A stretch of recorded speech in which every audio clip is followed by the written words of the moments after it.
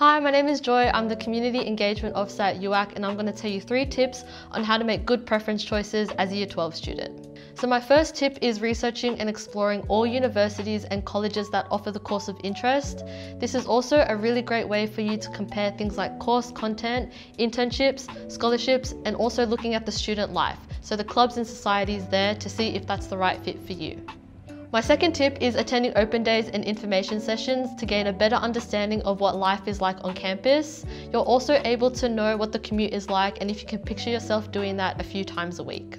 My third tip is having a backup plan and considering pathway courses, because everyone's journey is going to look different and that's okay as well. Pathway courses allow you to also gain alternative entry into university if you don't meet the minimum ATAR requirements for your dream degree. For example, if you complete a pathway course such as a diploma, this can be used to gain academic credit for the bachelor degree. At some universities, this can mean progressing into your second year of your bachelor degree rather than starting again.